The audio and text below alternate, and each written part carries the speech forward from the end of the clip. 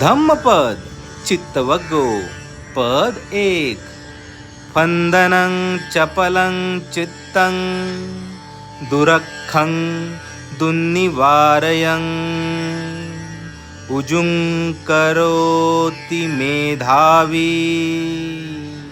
उसुकारो व तेजनं. म्हणजे चित्त चंचल आहे, चित्त चपळ आहे, चित्त रक्षण करण्यास कठीण आहे, निवारण करण्यास चित्त कठीण आहे.